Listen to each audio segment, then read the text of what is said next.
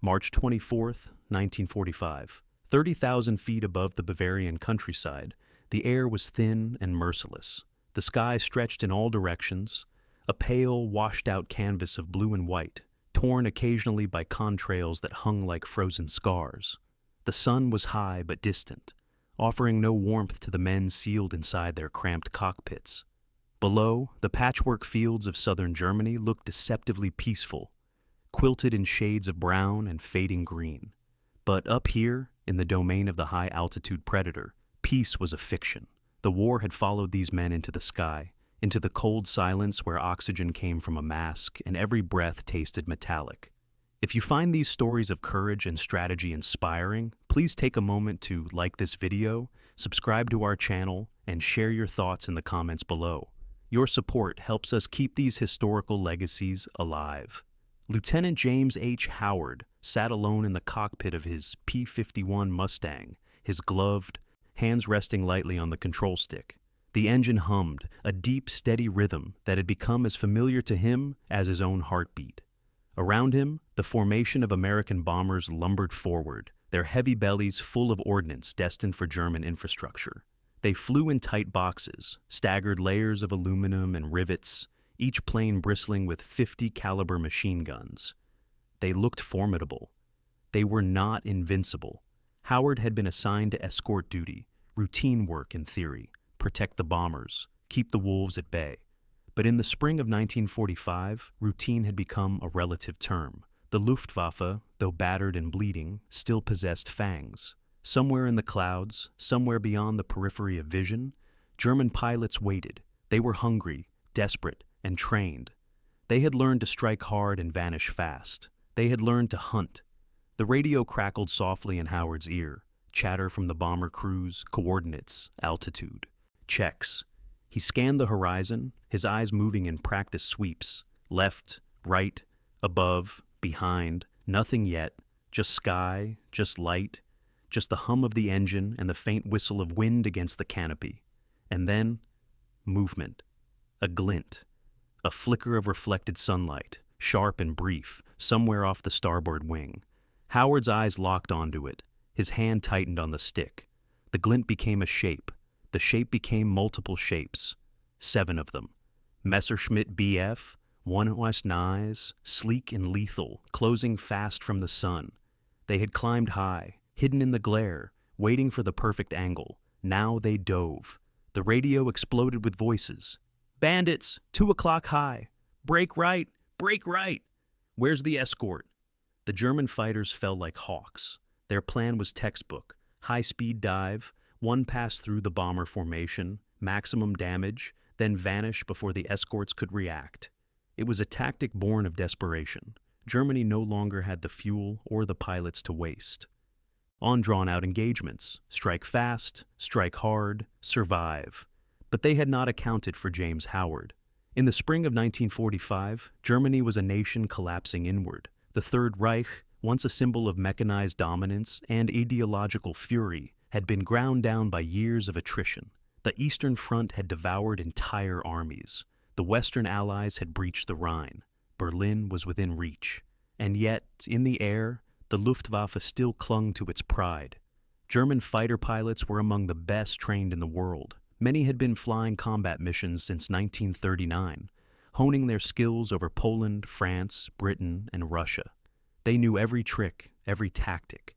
They understood the geometry of aerial combat, the physics of pursuit and evasion, the narrow margins between life and death. But by 1945, they were outnumbered, outproduced, and running on fumes, literally. Fuel shortages had become chronic. The training programs had been gutted. Experienced pilots were irreplaceable. The boys who climbed into cockpits now often had fewer than 50 hours of flight time. They were brave, but bravery without experience was just another word for expendable. Still, the veterans remained, men like those diving toward the American bombers that March morning. They had survived this long because they were smart, ruthless, and willing to adapt. They had learned to hunt in packs, to use the sun and clouds as cover, to exploit the Americans' predictable formations. They had learned that a single pass, executed perfectly, could cripple a bomber and send it spiraling earthward in flames. They expected resistance. They expected the American escorts to scramble, to chase, to react. What they did not expect was a single P-51 Mustang turning into them. James Howard had flown combat missions for years. He was not a man given to theatrics or bravado. He did not paint elaborate nose art on his aircraft or dream of ace status. He was quiet, methodical, precise, a craftsman in a profession that rewarded violence with survival. He had flown in China with the Flying Tigers before the United States officially entered the war, learning the brutal calculus of air combat against Japanese Zeros. He had learned that hesitation killed you, that overconfidence killed you, that the only way to survive was to be faster, smarter, and more aggressive than the enemy. Now, watching the 7 Messerschmitts plunge toward the bomber formation, Howard made a decision. He did not call for backup. He did not wait for orders. He simply turned his Mustang hard to port and climbed. The P-51 responded like a living thing. It was one of the finest fighter aircraft ever built. Fast, maneuverable, deadly. Its Rolls-Royce Merlin engine roared as Howard pushed the throttle forward. The G-forces pressed him back into his seat. The horizon tilted. The sky wheeled around him. And then he was climbing, straight into the path of the diving Germans. From the ground, from the bombers, it would have looked like suicide. 1 fighter against 7, 1 man against a coordinated attack. But Howard understood something fundamental about aerial combat. Chaos was a weapon. If you could disrupt the enemy's plan, shatter their formation, force them to react instead of execute, you could turn the odds. The lead Messerschmitt broke first. Its pilot saw the Mustang hurtling toward him head-on and flinched. It was instinct, raw, unavoidable. No one wants to play chicken at 300 miles per hour. He banked left, aborting his dive. The second plane followed, then the third. The formation, so precise moments before, began to fracture. Howard did not relent. He pressed his attack, closing the distance, his finger hovering over the trigger. The 50 caliber machine guns in the Mustang's wings were loaded and ready. 6 guns, 1,800 rounds per minute, enough firepower to shred an aircraft in seconds. He fired. The guns roared. Tracer rounds lanced. Through the air, glowing orange, stitching a line toward the nearest Messerschmitt. The German pilot twisted, trying to evade, but Howard anticipated the move. He adjusted his aim, leading the target, and fired again. The rounds struck home. The Messerschmitt's canopy shattered. Smoke erupted from the engine cowling. The plane rolled over and fell away, trailing fire. 1 down. The remaining 6 scattered. Their coordinated dive had become a chaotic scramble. Some tried to regroup. Others dove for the deck, seeking escape. But Howard was relentless. He banked hard, pulling the Mustang through a tight turn that pushed the airframe to its limits. His vision grayed at the edges as the G-forces spiked. He ignored it. His focus was absolute. Another Messerschmitt crossed his sights. He fired. The rounds tore through the fuselage. The German plane shuddered, pieces of metal spinning away into the slipstream. It nosed over and plunged toward the earth. 2 down.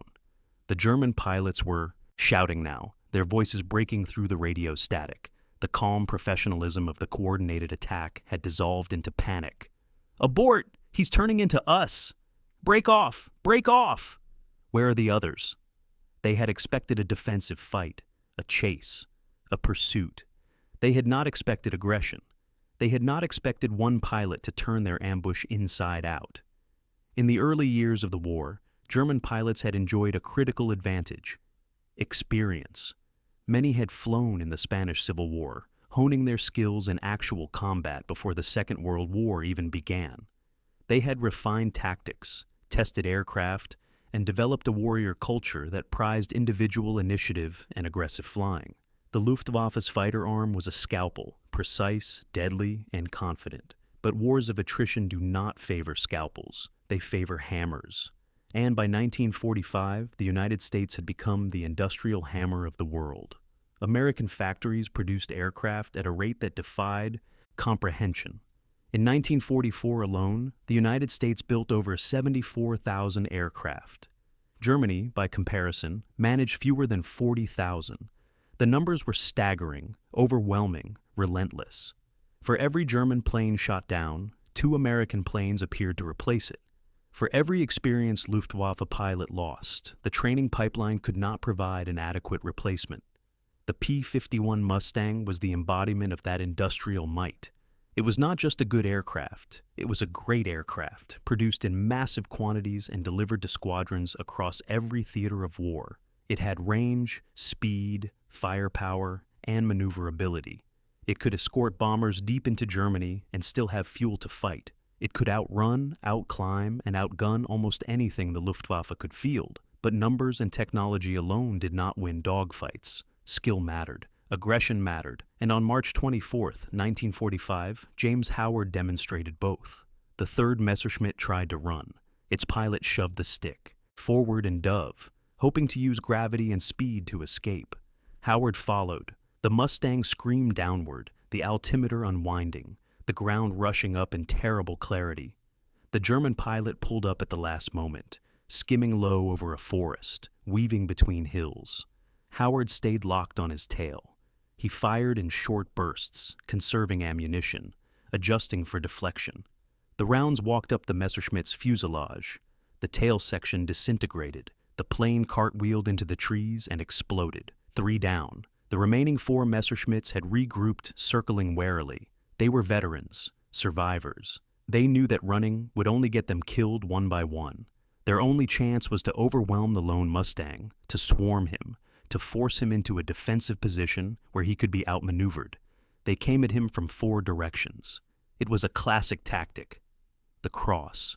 Each plane attacking from a different vector, forcing the target to commit to one threat while exposing himself to the others. Against most pilots, it would have worked, but Howard did not panic. He did not freeze.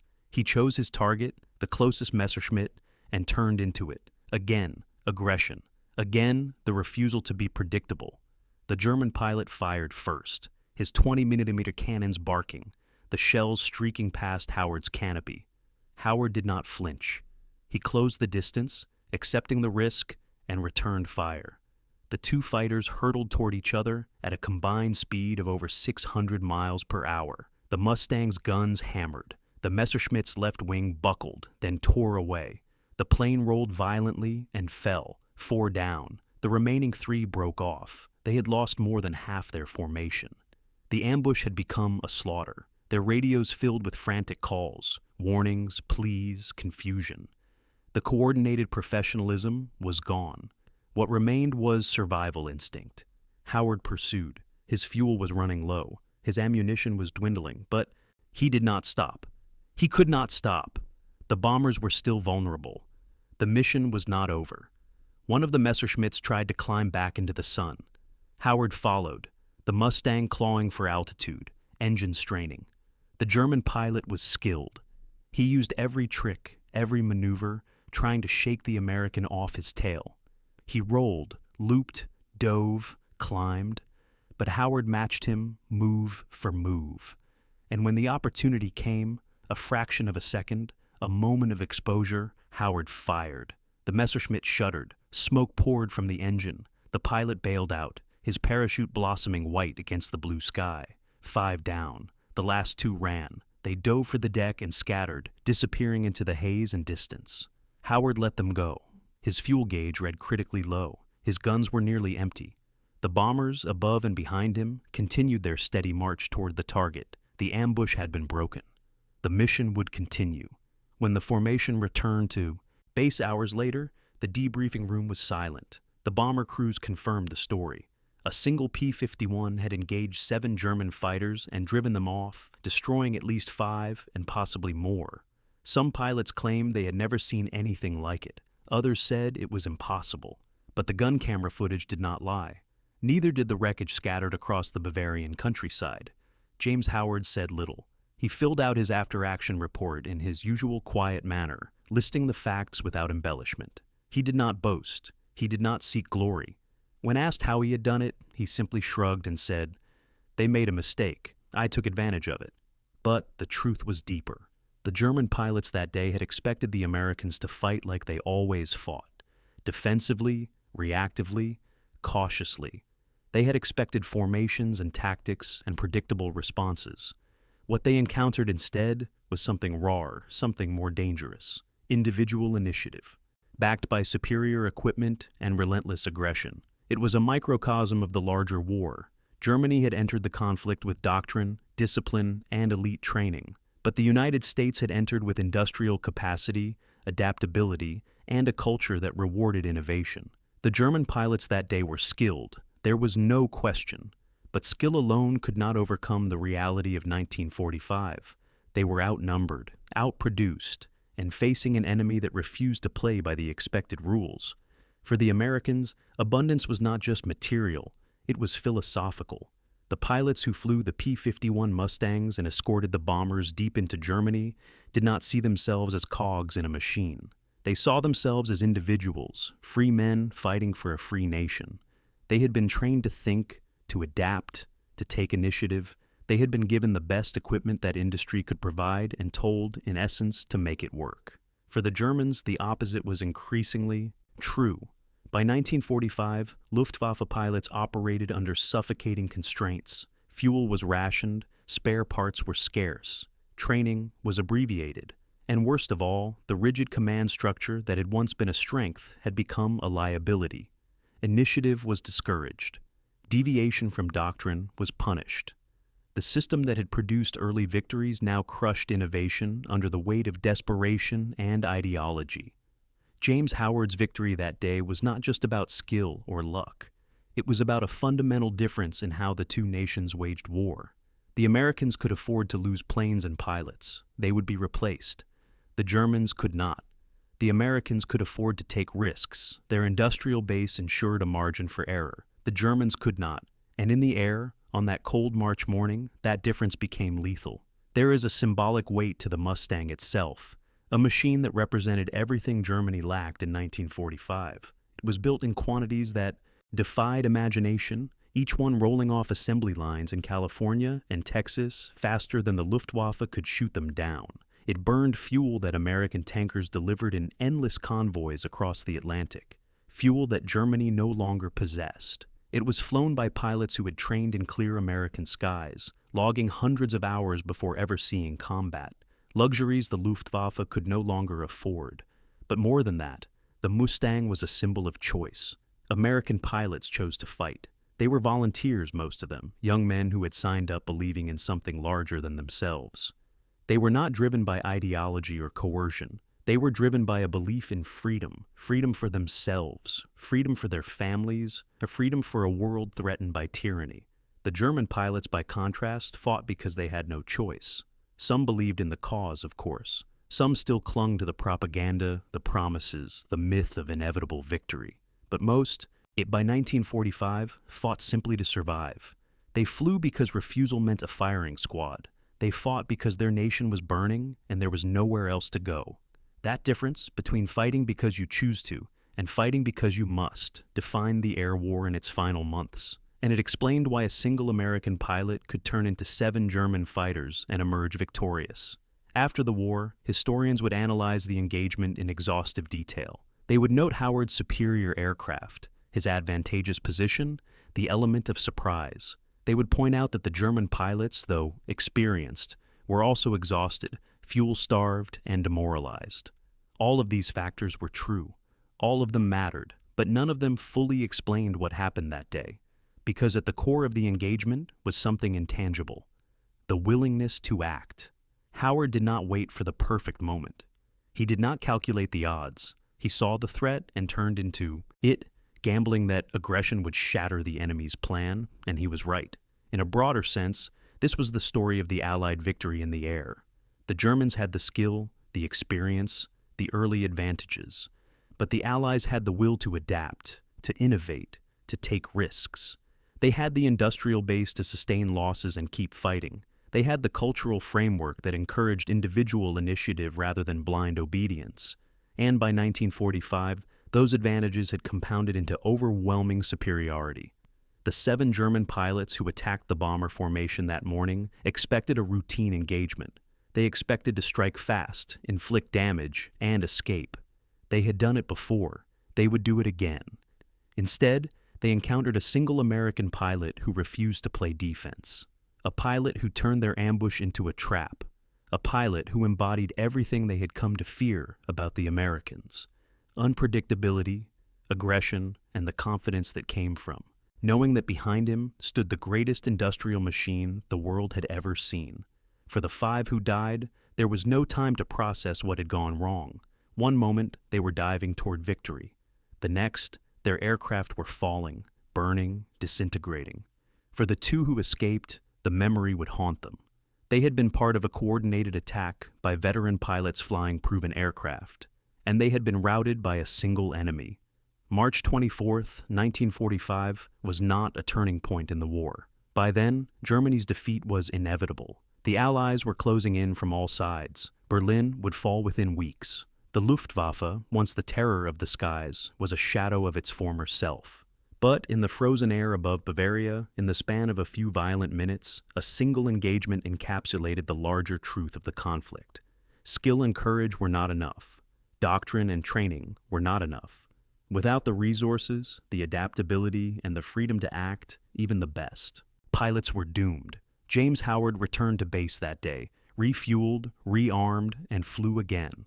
The bombers he had protected completed their mission. The war ground on, and somewhere, in the wreckage of a Messerschmitt scattered across a German field, lay the remains of a pilot who had expected a simple ambush and found instead an enemy who refused to be predictable. There is a photograph of James Howard, taken after the war. He is not smiling. He does not look triumphant. He looks tired, worn down by years of combat, by the weight of survival, by the knowledge of what he had done and seen. He had flown more missions than most men could imagine. He had killed more enemies than he cared to count. He had survived when so many others had not. When asked years later how he felt about that day, about turning into 7 enemy fighters alone, he simply said, "It needed to be done." That was the American way, not grand speeches, not ideology, just the quiet, relentless determination to do what needed to be done, with whatever tools were available, and to trust that the system, the nation, the cause, the belief in something larger, would support the choice.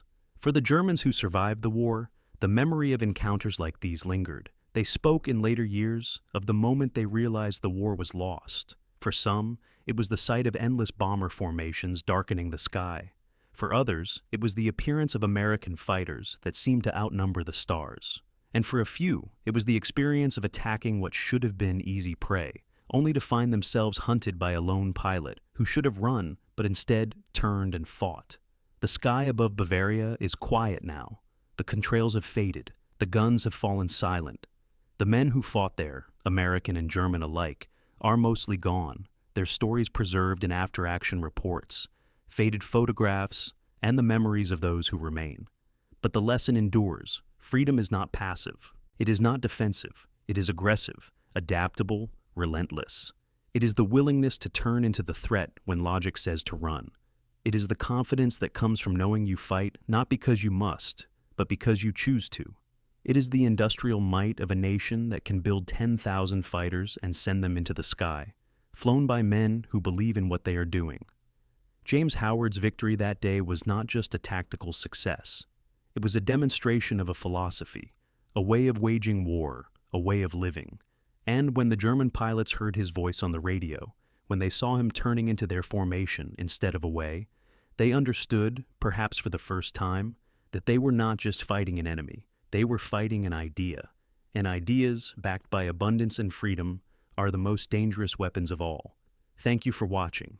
If you enjoyed this historical deep dive, please like the video, subscribe to the channel, and tell us in the comments which historical figure we should cover next.